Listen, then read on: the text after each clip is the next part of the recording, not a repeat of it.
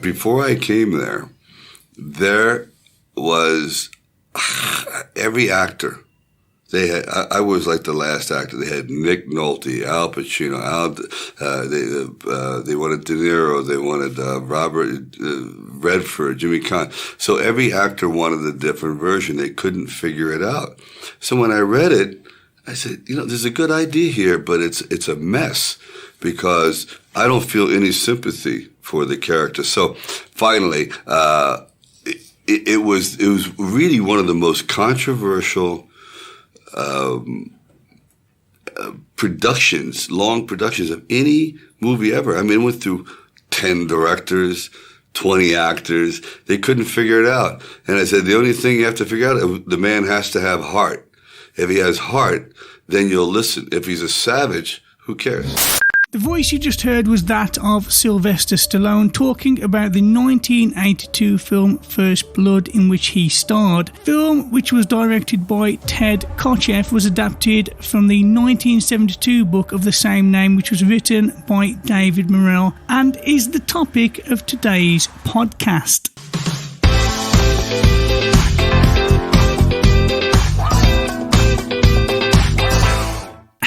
And welcome to the Adapted to Screen podcast. As you just heard, today's podcast is going to be First Blood versus First Blood, the book and the film. Very exciting. With me to talk all things First Blood, as always, I have my co-pal, Phil McCulloch. Hello, Phil. How are you? Richie the Body. How do you do? I'm good, man. I'm good.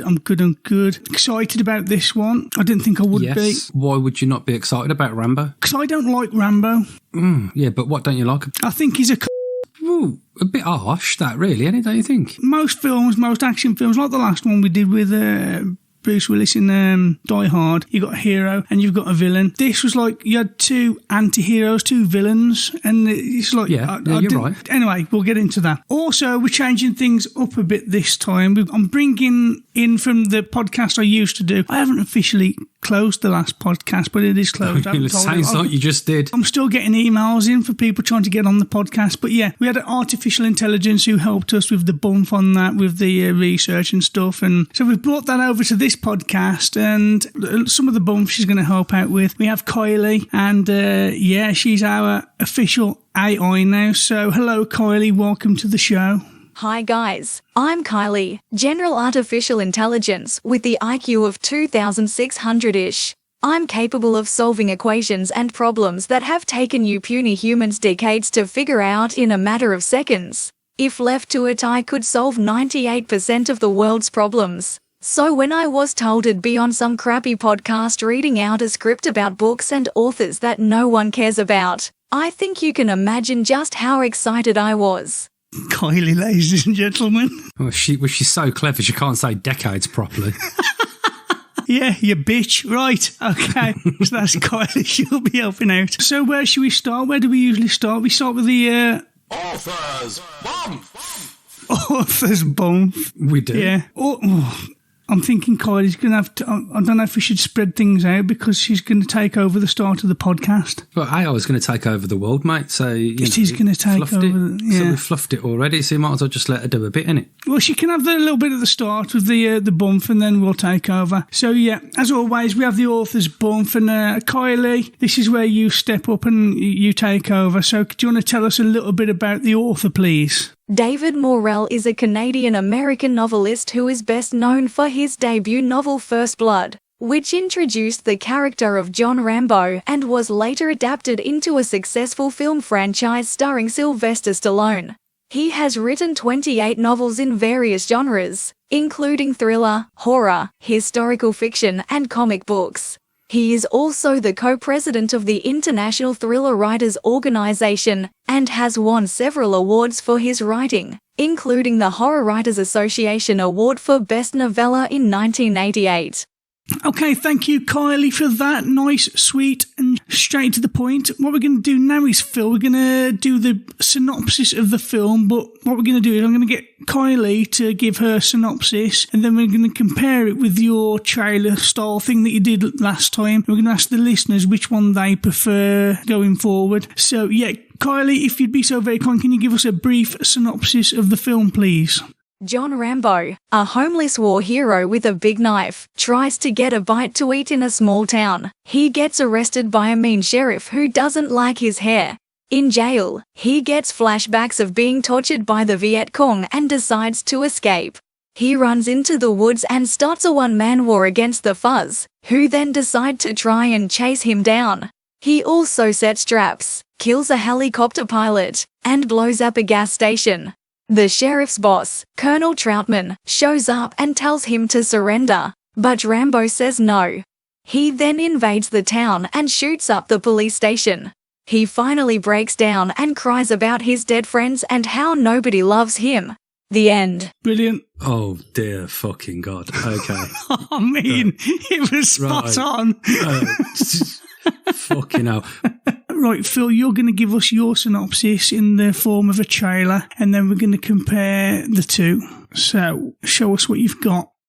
A veteran Green Beret is forced by a cruel sheriff and his deputies to flee into the mountains and wages an escalating one-man war against his pursuers.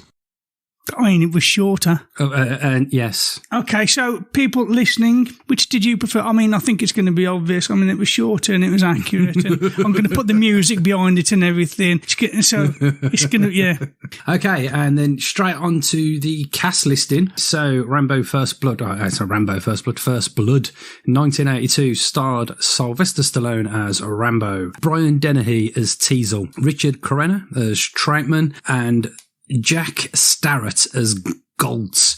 There's obviously a few other people within the film, most notably David Caruso, who, Richie, you may know from CSI Miami, who plays Mitch. Okay, didn't think so. And then just other random people, like Alf Humphreys, who played Lester, one of the police officers. But that's it. It's actually a fairly small cast. It is, yeah. It is. So the question is, sorry, Richard, before you move on, the question is, have you seen First Blood before? Yeah, probably about 20 years ago. So it's not fresh in my mind. Okay. But you have watched it recently, though. Yeah, I watched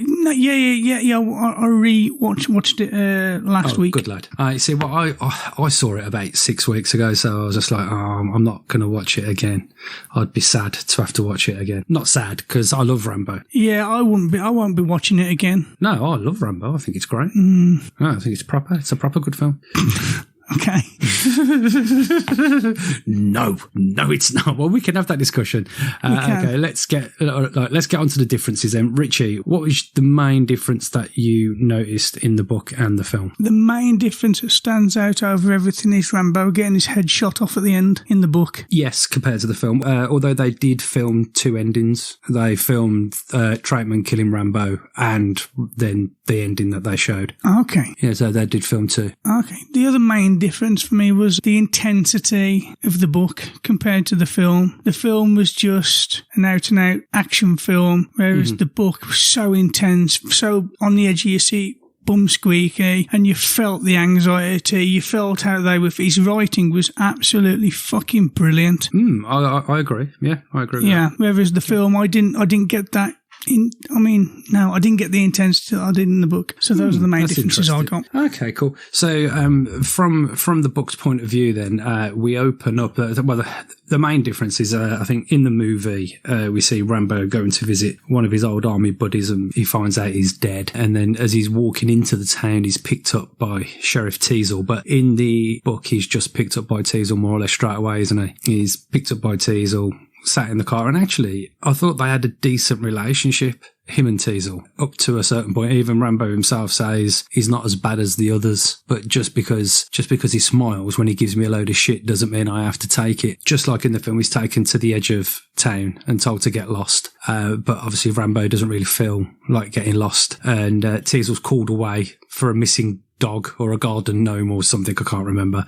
And when he goes to the diner, Rambo is sat in the diner ordering cheeseburgers. And he's like, mate, no, just tell you to get out of town. He's like, I'm hungry. Well, he didn't actually say that because it's a book, so there was no actual words. And then he's dropped off at the edge of town, and Rambo's a good un. Rambo sits and eats his cheeseburgers and his Coke, or drinks his Coke. But the sheriff's waiting for him this time as he's sitting there waiting, going, oh, I know you're coming back. I was going to sit here and wait, but he has to go again. And then he catches up with Rambo in the town, doesn't he? Just random. Rambo's just stood there. Yeah, somehow sneaks past him, just stood there, minding his own business. Yeah. Which, I mean, this part of the book, it's actually a good, this is why I said the relationship between Teasle and Rambo is actually quite good. You know, Teasle's like, look, I want you gone. Right, why are you still here? And Rambo's like, well, I'm looking at the fish. It's like, mate, can you just leave my town, please? Is there any chance? Yeah, it's a difficult one for me, this film and this book and this story, because just Rambo's such a Well, hang on. What in the film or the book? Well, both. But he's gone into this town. It's clearly a nice town with nice people. Everybody's quiet and peaceful. Everybody's happy. The sheriff, although he's a little bit of a himself, he's doing a good job and he's keeping the place safe. He only wants him out, not because he wants to be a to the kid, but because he wants to keep people, you know, he doesn't want people to be scared and that he's people who he's looked after. You see people in the street waving to him. Oh, you know, everybody knows him and he's all happy. So Rambo decides, actually, no, I'm going to go back. Do you know how many people he fucking killed out of that town? He destroyed the town, blew the fucking town to pieces. He didn't have to. He could have just carried on along his way and found a town where he was accepted. But no, I'm going to go back into this peaceful little town where everybody's happy and I'm going to blow the shit out of it. Rambo is a Well, this is probably, again, what you've described is the main difference between the book and the film. At the point where Sheriff has had enough of him, he goes, look, get in the car, but this time I'm not taking you to the edge of town, I'm taking you to the police station, and they try and process him. Something different that you don't see in the film, he takes him to, is it the Justice of the Peace? Because he won't give him his name.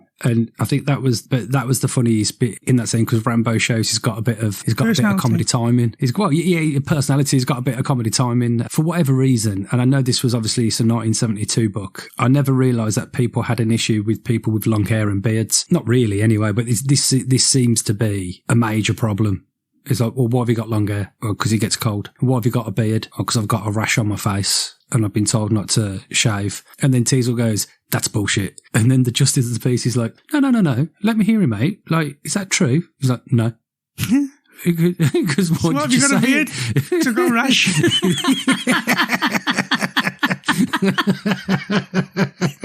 That's what I mean. He's a cunt. Yeah, but it's still funny. Then obviously it kind of escalates a little bit from here. There is a scene, there is a bit in the book, and which I highlighted and I don't have with me. I think it's in my living room. I'll go and fetch it in a minute. When they're all in the hills and they're chasing him and Orville's there with the dogs, and he says to Teasle, because yeah, like, what did this kid do to you? And he goes, well, he's killed Galt and he's almost blinded one of my other men. He goes, yeah. But what did he do to you? And that's the bit, especially in the movie, when he says, I only wanted something to eat. It's just like, just let the geezer have some food and he's going to leave. But instead, right, you got all aggro with him. And it's actually, it goes from the Justice of the Peace, it goes to the prison, and it's pretty much, or to the jail, or the police station. It's pretty much similar to the movie, and this is where it really escalates, but there are some differences. So, yeah, he kills him in the book, doesn't he? Yeah. So basically, Rambo kills everybody. Okay, that's a spoiler alert for the book. Rambo kills literally everybody that lives in that town and blows up all their buildings. But the escalation, so he gets showered, and they notice all of his scars, and he won't talk about it. But actually, there's a different in the book. Galt, I think, is in the movie. It's Mitch, because Galt is the one who falls from the helicopter, but Galt is portrayed as like the rookie newbie in the book. So there's a character switch there, not for any particular reason. I don't think that's how they did it. But they start cutting his hair. He struggles. They bring out the razor, which obviously kicks in Rambo's PTSD. And there's a bit in the book when he says, like, I think it's internally to himself, I'm trying my hardest to keep cool, but I just can't anymore. And that's the whole, don't push me. They were cutting his hair. He doesn't want his hair cut. He's scared. He's got a fucking straight razor in his face. Last time that happened, he had his chest ripped open. Now, I've got to say, right, in the book, he gets proper raged about it, right? Kicks off with the, Galt pulls out a gun. Teasle's going, no guns, no guns. Rambo grabs the gun off him and slits his stomach open with the razor. And the detail of his organs started to come out and he's tried to push them back in and they were still coming out. I was like, and then obviously when in the film, when he escapes the police station, he's obviously got his clothes on. He's naked in the book. Yes, he is naked in the book. You couldn't go away with that in the film though, could you? Well, I don't know. Stallone's little todger in about.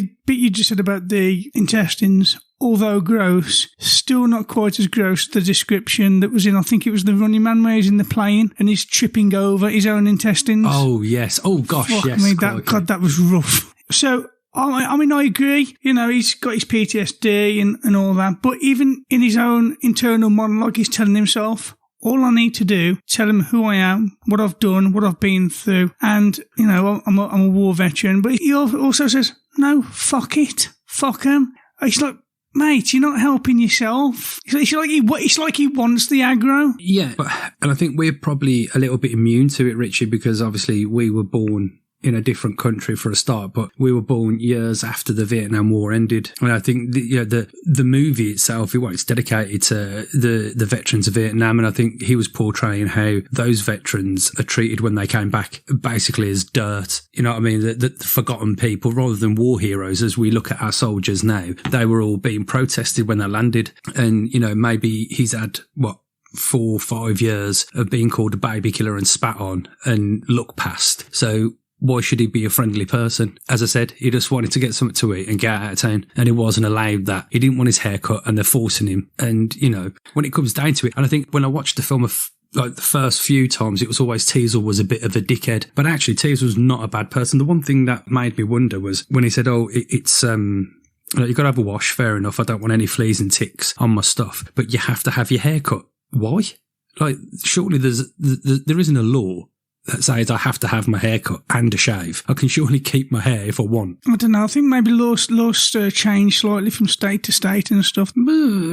Possibly. But this is all Teasel's own doing, isn't it? Let's face it, it's all his own doing. And he doesn't let up either. And he only makes things worse for himself in the book and in the movie. And it's not really Rambo's fault that his PTSD got triggered. No, that's true. I just think they both antagonise each other and they don't help each other out. But the problems could have been made easier if Rambo would have been more transparent. But I understand what you're saying as well. He's been sent to Vietnam to fight for his country, to find out probably that the war he's been involved in, that he's been tormented in, was for nothing. And then he's come back and he's been turned on against by his people that he went out there to fight for, and they've all been horrible to him, spat on him, protested against him for what he's done. And now it's like, I'm just going to go to war with the fucking world then. Well, and I think especially in the case of Rambo, you know, he's got, basically, his skills are killing people and blowing things up. So, you know, what's he going to do? Work in a cafe? Get a job in a bank? You know,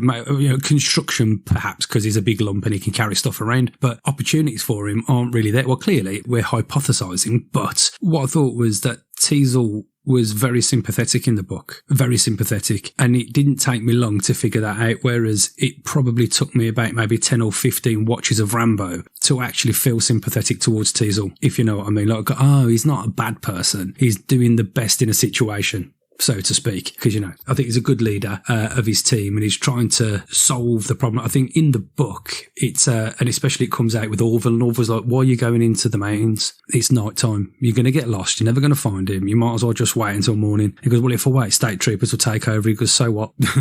Like, what, so what? You know what I mean? You're going to lead everyone in there and everyone's going to get killed. Well, he doesn't say that, but obviously that's what happens. And in the movie, they go into the woods and Rambo sets up a load of Home Alone traps for the guys to get killed. And even threatens Teaser, just says, leave me alone. Otherwise you're going to get a war you will never believe. And at that point, you would think, okay, like this geezer's some fucking ragtag scary geezer. In the book, it was a little bit funny actually, because like Rambo runs off naked into the woods. They follow and go, right, we're going to camp. And like Rambo bumps into a couple of people who are running a moonshine operation. He convinces them to help him. They give him some clothes and a gun and he scoots off. And it's like, when they wake up in the morning, he's like, yeah, so he had about an hour on us. He's got no clothes, but he's obviously been to sleep too. So he's only an hour ahead. It's like, literally the chase stopped. There's a chase and then everyone just stops. It's a bit like cricket, you know, there's like the stop for tea. There's this big chase and, okay, lads, time for a sleep now. I'm sure he'll be asleep too.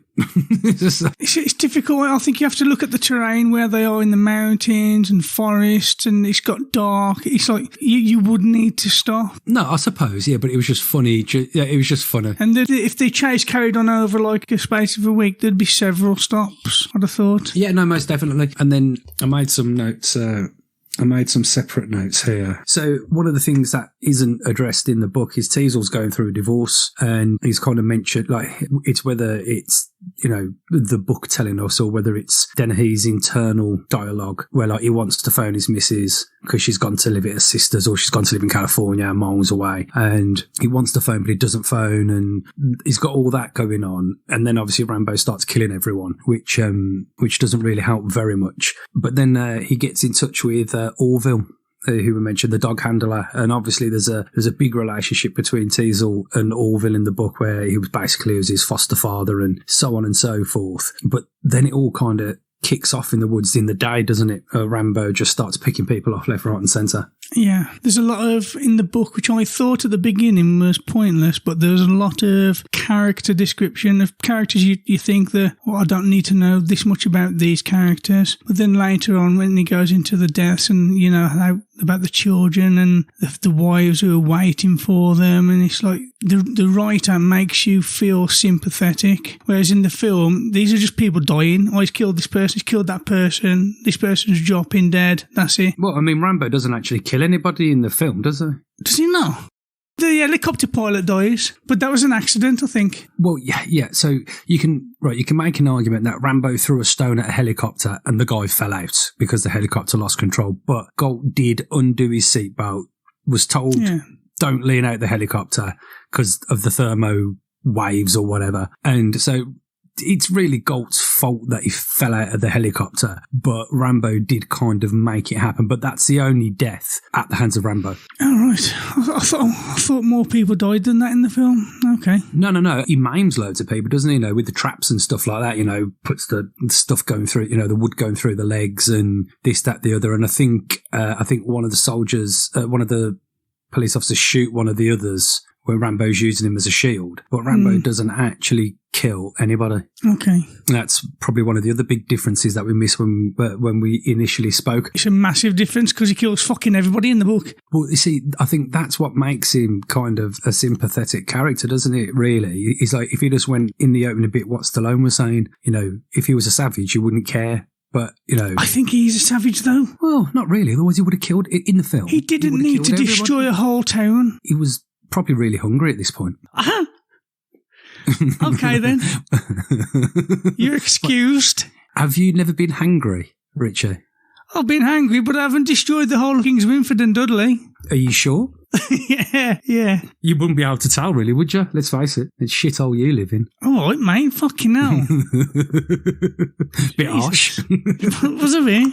It's true, but you didn't need to tell me. Yeah, so basically they're tracking Rambo through the woods and they come to a ledge where, and this was, I think this was a bit what we were talking about where writers kind of write stuff and you can't really follow it. So I wasn't really sure where Rambo was. I mean, he was hiding somewhere. Can't really, whether he was at the bottom of the river or he was up top in a tree or whatever it was. But he basically just shot 3 of the dogs. They all fell off the edge and took a copper with them. And it all went a little bit chaotic then, didn't it? Everyone started shooting the guns. One of the coppers shat himself. There was a bit of to-do going on. And then after a little bit, then all of a sudden, Rambo shot Orville in the spine and he dropped down dead. Well, he wasn't dead just yet, but he certainly was in a bit of trouble. He'd had his day. Yeah, and then they had to get out of there because it started to rain and they were worried about being washed off the ledge, so they're running around like blue-arse flies in the woods, scared, witless, with some of them scared shitless. Yeah, and it just all goes downhill from there for both Rambo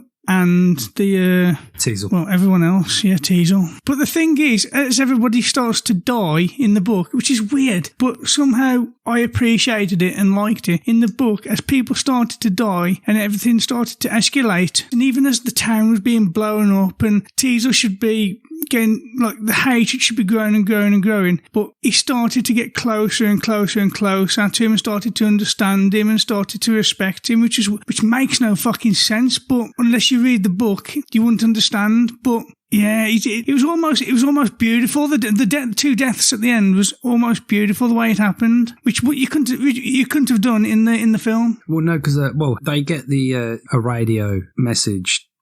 He's a bit crumpled up, but basically, he's a Green Beret, Purple Heart or whatever it was, medal, this, that, Medal of Honor. And then, look, Medal of Honor. And obviously the other coppers are like, what have you got us into? We're in the woods and there's a Green Beret hunting us. Like, this is not cool. But then obviously when Troutman come, I thought the relationship between Teasel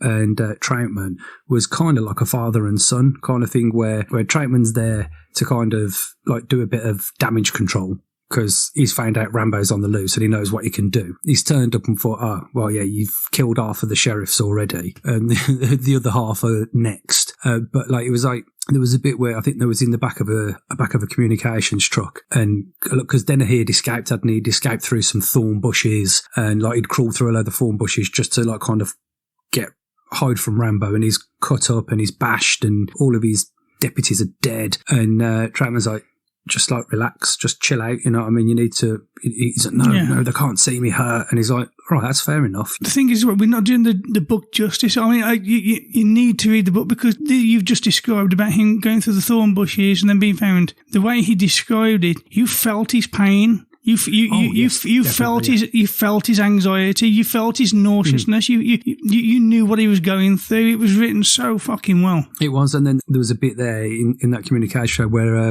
Teasel falls asleep, so Troutman puts a blanket on him, and it's like, Troutman don't know this geezer, but he probably does. He's probably read his record and probably seen that he himself is a war hero, and probably maybe about the same era as Troutman. He does say that in the book, doesn't he? He says, "I've read up on you." Yeah, well, yeah, I don't remember that bit. Yeah, but he reads up on Teasel, and Teasel doesn't like it one bit, and Chapman says it's nothing personal, it's something that I had to do. Yeah, of course. So their relationship, like in the movie, you get basically, I think there's maybe 2 or 3 scenes where like there's them having an argument, him telling him Rambo's the best in the world, the bit where Rambo's suspected to be dead and they're having a drink together, and then I think a bit later on there's another scene between them, but their relationship was really good actually, and I think Troutman was a very good kind of cooling kind of I don't really know the word to describe, calming. He was calming. He brought an element of calm to it, and I think Dennehy's there,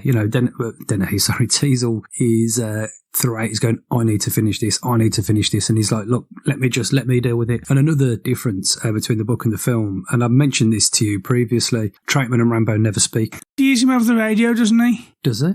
Yeah, he comes through over the radio and he tells him to give up over the radio. What, in the book? Yeah. Does he? I don't remember that. Yeah, I'm pretty sure he does, yeah. And then it's at that point he realises why the helicopters have been going around trying to throw diversions, and he calls him a traitorous bastard or something like that. No, I don't remember that. Mind you, I read it about 7 weeks ago, so I can't be held accountable for things that I forget. Just for the listeners, Phil, but on that, just so that they know, I just finished the book about 5 minutes before we started this podcast because I'm shit. Going to lead us in towards where Rambo decides that he's going to blow up the whole town. So he'd been in the caves first, hadn't he? Yeah. He was in the caves. It wasn't until after he got out of the caves. And again, the caves in the book and the film, that's completely different because although the situation's the same, the book, it just makes, again... It's very claustrophobic, isn't it? You feel that claustrophobia. You feel that fear he has of the bats. And that bat scene, by the way, where everything goes fucking pear-shaped and the bats are going mad and he starts to shit his pants and then eventually he calms down. Didn't Batman take that? There's a scene in one of the Batmans where he's down in the cave and the bats start to go fucking wild and he shits his pants and then he just suddenly becomes one with them. And that scene is taken straight from the book. I'm sure it is. Yeah, but I suppose it depends on when that was done as a comic, because obviously that would have been, maybe the origin comic would have been in, the 60s, maybe the 50s, maybe even the 40s. So we don't actually know. Is Batman Begins based on an original comic? Well, no, but what I mean is that particular scene. That story. Like just that bit of, well, how did Batman end up being a bat? Because he was in a cave with a load of bats and he shit his pants and then he became a bat. So because don't forget, our mate Kylie, she told us that he'd written, for Captain America, he'd written Savage Wolverine, so. I agree, but the way the scene's described in the book and the way it's played out in the film, it's exactly the same. It's rats, isn't it? It's rats, isn't it? In the film. It's rats in the film. Yeah, which is even worse, I think. But yeah, the book, you just, it's like you're there with him and you're feeling it with him. Yeah, no, it was very well written. Yeah. Yeah, even like when he's sticking his hand in the decay and the muck and the beetles trying to bite him, and he's like, "Fuck! Let me just pause this for a minute, because fuck me." It's very good. So yeah, after he gets out the caves, you see him steal the car in the film. In the book, somehow he's just in the car and then ends up back in town. Teasel's back in town, but he doesn't know how the fuck he got there or what happened, because Teasel's just fucked. Rambo's fucked at this point as well, because he's fell out of a tree and bossed his ribs, and that's giving him havoc, and that's why he's slowed down. He's not as effective as he should be, because I think basically he might like have ribs sticking in his lung or something. That was addressed in the book as well, when he was in the first morning, when the helicopter was out and the helicopter was like shooting at random bits. I think Rambo had said that like his legs were shaking a bit, and he's like, "Oh, maybe it's because I haven't seen action for a while. That's got to be it, because I'm not scared. I've had worse than this. Why am I worried now?" Kind of thing. I mean, mainly because he's not in his right fucking mind. He's been brainwashed over years, and he's just not the same person. No, he's a bit of a loon. Yeah, he's a bit of a loon. He's a loon that we should take sympathy over. In this day and age, we'd take sympathy over him. He's obviously got some sort of post-traumatic distress syndrome, and we'd look after him, and we'd praise him for his efforts. But back then, it's like, no, he's just a fucking weirdo who wants to destroy everything, and we're just going to put everything, we're just going to send everything against him. So he goes and blows up the City Hall. Is that right? If I remember correctly, he goes and blows up City Hall, and he blows up the police station, and he ends up in a row of houses, doesn't he? And I think Teasel shoots Rambo, Rambo shoots Teasel, Rambo escapes a little bit, but then it comes back to that thorn bush, doesn't it? And I think Rambo's running through the thorns, trying to get away. Have I remembered that correctly? He kind of lies down in the thorns, and he gets to a shed, doesn't he? And then he realises he doesn't want to go in the shed, because it reminds him of when he was in Kong and when he was trapped in the caves and shit. So this isn't where I want to be. So he finds a nice little bush and shoots Teasel. Yes, that's correct. He does shoot Teasel, and then that's where Trautman comes in. He didn't mean to shoot Teasel, though, I don't think. Because when it happened and he saw him lying down, he was like, fuck, that shouldn't have happened. And I'm thinking, well, what should have happened? Oh, no. Rambo, the internal dialogue was, I'm not accurate enough. I'm not strong enough to hold the gun. I'm not strong enough to get the correct shot. And I think basically it was a lucky shot, wasn't it? It was, didn't expect that. Yeah. I wasn't expecting to hit him. That's really good. I just wanted to scare him. I think it's just a shame that the amazing and beautiful moment between Rambo and Teasel was shrouded in such fucking utter destruction and death of innocent people. It's literally like Romeo and Juliet all over again. But worse. 10 times worse, with a massacre surrounding it. With a massacre and tens of millions of pounds of citywide damage. Yeah. All because of a beef between a cop and an ex-vet. Well, over a cheeseburger. Over a fucking cheeseburger. Mind you, I've seen plenty of TikTok videos where stuff like that happens over cheeseburgers, in all fairness, so nothing's changed, has it?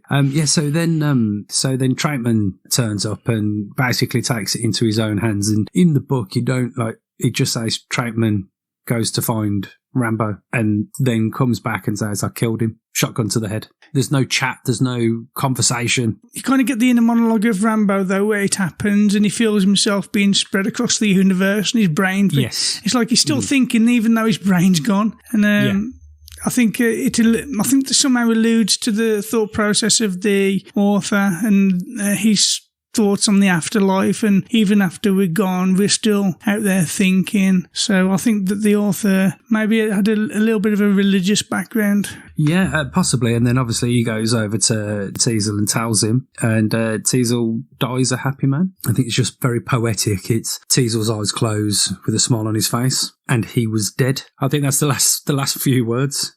Yeah, he empties the shotgun of its empty shell, so you know he shot it. And he's talking about how it's arcing through the air, and before the shotgun shell even hits the floor, he was dead. And that's where the book ends. That's it. He's dead. They're both dead. And I think obviously it's a contrast to the film, but as we were saying earlier on, in the film where Rambo goes on a rampage, Teasel's shot from the roof and Trautman comes in and he has his big 5-minute rant and dialogue, what's left for me? Why am I cast aside? So blah, blah, blah, blah. As I said, there was 2 scenes. There was the one where Trautman kills Rambo, and then the second one where they take him away. Now, obviously, we talked about this in our last episode of Die Hard, was what would test audiences say? Would they want Rambo dead, or would they want him alive? Would the studios want Rambo alive so there's a Rambo 2, or do they want him dead?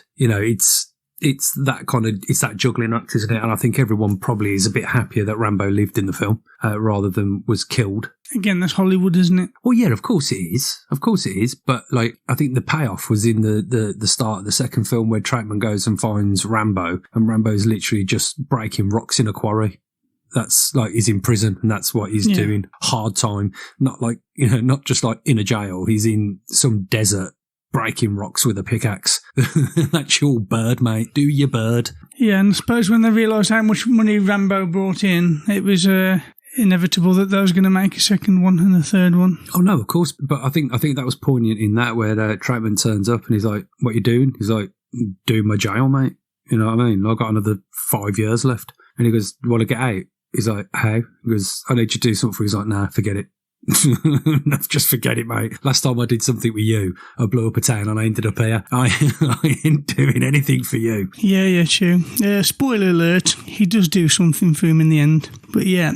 So I think that's pretty much all of the differences covered. That is all the differences covered. Richie, what are your good and bad takeaways? My good takeaways are, well, just from the book mainly, just how well the book was written, how immersive it was. It's very rare to read a book and feel so immersed in the story that you feel like you're there with him and you're feeling his emotions and what he's going through. So that was a good takeaway for me. The bad, I just can't get over the fact they were both bellends and how much destruction could have been, didn't have to happen. So many people died for no reason in the book, injured beyond comprehension in the film. Might as well have died. I'm pretty sure when that bloke was impaled with the wooden thing that came out the other side of him, he probably died of something eventually in the hospital, like an infection or something. Yeah. But just the absolute amount of unnecessary violence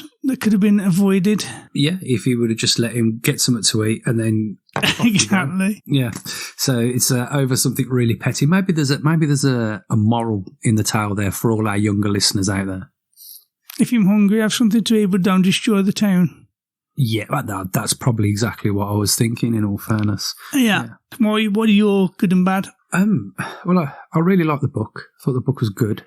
A kind of a director's cut, really, of the movie, I suppose, in a way. I think it was good that, compared to, say, Die Hard, where Die Hard was just focused on Joe Leland, you got the back and forward, you got the what's Rambo doing, what's Teasel doing, what's Rambo doing, what's Teasel doing. I think the characters were fleshed out a little bit more than in the movie, and obviously it's easy to do in a book. Although Rambo really wasn't that much more fleshed out, I think you kind of knew what Rambo was about. Whereas Teasel, you've got a backstory, you've got him being fostered at an early age, you've got a divorce thing there, you've got the relationship between him and his deputies, just silly things like stop firing. Next person who fires a bullet is going to lose 2 days' pay. Because look, we're stuck up here in the mountains and you're just using all your bullets. What are you going to do when you run out of bullets? Throw a rock at the geezer. So his character was fleshed out a lot more and probably was a lot more sympathetic. Bad bits, I don't really, there isn't any, to be perfectly honest. I don't think there's any bad things in the film either, because I really like Rambo. I think it's a very sad film. And I think it's a sad film for several reasons. And I think it all just stems to the attitude towards Rambo at the very start. Even though Teasel, you know why he wants to get rid of him. He's look, if I let you here, then there's going to be another 3 or 4 of you here. Then there's going to be 6 and 7 of you here. And I can't be dealing with that. So I don't want any of you here. I think in the film, it's like, give him something to it and drive him to the end. But he does that in the book and it still went pear-shaped.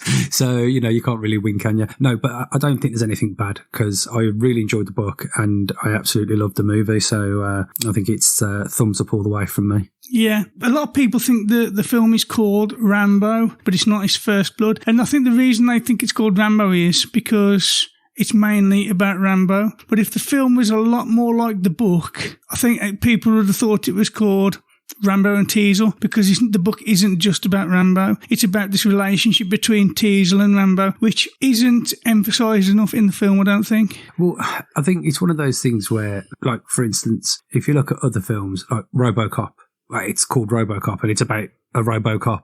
Commando, it's about a bloke who's a commando. It's Rambo, and actually Rambo wasn't a film until the fourth film, so it was First Blood Part Part 2, First Blood Part 3, then Rambo, and then whatever the fifth one was, fucking Rambo shit, I think it was called. Fucking Rambo Lives or whatever. Fucking bollocks. Oh, Last Blood. Thank God for that. Please have no more Rambos. Richie, if you could recast anyone in the movie, who would you recast and why? I don't think I'd recast anyone, to be honest. I think Stallone, for the time, he was perfect for it. I mean, you could have... It's the same with... I think when you do any action film from the 80s, if you're going to have to replace them, you're going to replace them with the same people all the time. If it's not Stallone, it's probably going to be Arnold Schwarzenegger or fucking Jean-Claude Van Damme, so you can have him running around kicking the shit out of people as well, with some splits in between and some fucking somersaults or some shit. But yeah, it's always going to be some other action star, isn't it? Maybe Dolph Lundgren, but I don't know. Don't forget this was 1982. Yeah, well, you could still be Arnold Schwarzenegger, couldn't he? No, I mean, he wasn't really doing stuff until like the mid-80s, was he? Was he not? I mean, it's hypothetical anyway, so... Well, yeah, but would you really believe that Arnold Schwarzenegger was in the American Army in, like, the late 60s? You wouldn't, would you? I have come from the Vietnam. It's what comes to eat. But you're okay for it to believe that he was a commando? Well, yeah, because of the fucking size of him. But isn't that in America? Yeah, but he'd be like Black Ops and all that, though, innit? You know what I mean? Okay. So it's more believable. And his name was John in that film as well. The John and the John. I mean, if I was going to recast anybody, maybe Teasel with somebody more popular that people know, but I thought he did a good job, so... Yeah, don't diss the Dennehy. He's a proper living legend, Is he? He was... Don't know who the fuck he is. Dennehy's top-notch. What an actor he is. And he was perfect for this role. And I think you're probably right. I couldn't think of anyone who... Because let's face it, there's only Troutman, Teasel and Rambo who really matter in the film. Everyone else is just set dressing, particularly. And those three do a wonderful job. I think if I was going to add anything, I'd probably have some form of love interest for Rambo. So if you could imagine like a sexy goth metal chick, something like that. Then maybe that doesn't work for me, Phil, I'm afraid. That's just you. Oh, maybe I'll just pick that for a different film then, perhaps. Yeah. I think between the film and the book, I think the film did the book justice, but the film felt more like a synopsis of what the book is. Yeah, no, I agree. But obviously, that's what happens when you adapt a book to a film, isn't it? Not always, as we've discovered, but in this case, yeah. Soundtrack, Phil, I think, for me, soundtrack, I don't, just same as the last time with Die Hard, it doesn't need a soundtrack. I just think a good score. And I think they did that well with this as well. Yeah. I mean, they had that tune at the end, didn't they? They had, I don't know if it was a Frank Stallone song at the end when there was leading him off, which didn't really work, but I wasn't offended by. It could have just been another instrumental and that would have worked fine. But no, there's no songs were needed. No songs were harmed in the making of that film. Yeah, I agree. So, last section of the episode then, which is the rating out of 10. And which did you find the best? It's difficult because they both get 9 out of 10. The book and the movie get 9 out of 10. I will say that I'll watch the film again. I'm not going to read the book again. You know what I mean? I'm just not going to do that. I'd be the other way around. If I was going to have to do one of them again, it'd probably be the book. Just because of how immersed I was in it. Yeah, but you're talking about audio book now, aren't you? Did you get this on audio? I did get this one on audio. By the way, to the listeners, if you want to get this on audio, you can get it for free on YouTube. Ooh. But I don't think, even if I was reading it, it'd still be the same. But yeah, I'd give the book 8.5, 9 out of 10, and the film 7. So I preferred the book. We've left it all the way to the very end to thank people for listening and stuff, haven't we? We should really do that. That's where you should do it anyway, really. If they haven't made it this far, they haven't listened, have they? No, that's actually very true. No, so we continue to build our global listenership, Ritchie, not only in the United Kingdom, but the United States, Germany, Ireland, Canada, Australia, Sweden, Kuwait, France, Norway, Belgium, Netherlands, Philippines, Israel, Spain, Lebanon, Denmark, Finland, Japan, Portugal, Taiwan, Switzerland, and the Czech Republic. So we are a well listened to global podcast, Ritchie, even if it's only one person in each of those countries. It's a big old world, though. Lots of countries. It's a big old world. If you want to get in touch with us, you can get in touch with us at adaptedtoscreen@gmail.com, or you can find us on Twitter at adaptedtoscreen. Drop us a message, give us some suggestions on things that you want us to listen, or you want to listen to, or us to cover. Ritchie, what are we doing next? We're doing, was it 8 o'clock in the morning? Is that what it's called?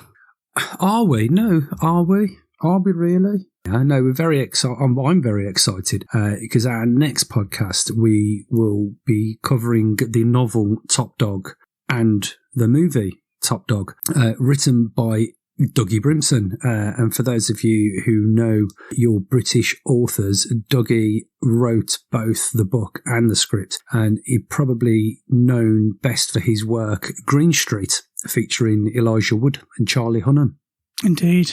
Yeah, that is quite exciting. I think that's our biggest guest to date so far. Well, it's the pinnacle of what we're trying to do, because we have got the author of the book and the writer of the movie on the podcast. Yeah, I think this is where we'll peak. I don't think there'll be any more episodes after this one, because you have to shut that shit down. You have to just shut that shit down, ain't you? You know what I mean? There's only one way from there. We can't get no better. It's only down from there. Well, no, I mean, considering we sit here and this is what they changed this in the movie for this reason or for that, we're basically just hypothesizing where we can, if there are any differences, we can say, why did you do that difference? What was it? Was it, timing? Was it a budget thing? So, yeah, we get to talk to the man who wrote both things, which is very, very exciting. And the author's bump can be done by the author. Well, I was thinking, how do we do author's bump when he's on the podcast with us, just telling him, this is you, this is your... Yeah. Tell us a bit about yourself. Author's bump. Speak. Speak. Yes, excellent. Okay. That's brilliant. Yeah, so thanks everyone who listens, no matter where you are in the world. Indeed, yeah, thank you. And like Phil says, check us out everywhere, all over the socials. You can email us. We have a web page. We have a web page where you can find all the links and shit, and that'll be in the description. So tell a friend, tell your mom, and until next time, this has been the Adapted to Screen podcast. First Blood versus First Blood, the book versus the movie. Thank you for listening, if indeed you still all are. And thank you, Phil, for joining me. Cheerio. And thank you, Kylie, also, not forgetting Kylie. Guys, it's been amazing, and I've enjoyed myself so much. If I had hands, I would masturbate. You take care now. Fuck's sake. The fucking hell is going on with our podcast? You're dealing with an expert in guerrilla warfare. With guns, with knives, with his bare hands. In Vietnam, his job was to kill. Period. Rambo was the best. Morning!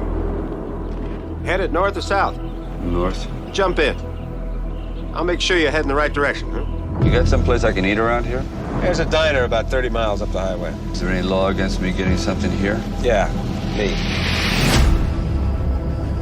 I want you to book this gentleman for vagrancy, resisting arrest, carrying a concealed weapon. Rambo. John Jay, starting to dislike you.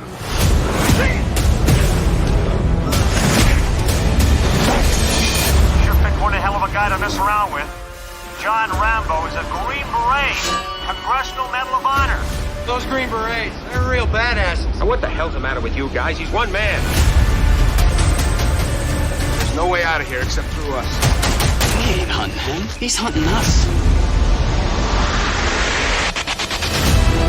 200 men against your boy is a no-win situation for us. You send that many, don't forget a good supply of body bags.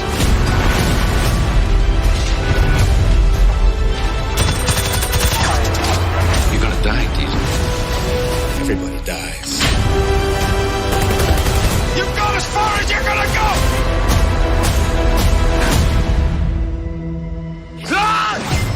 Don't push it, I'll give you a war you won't believe.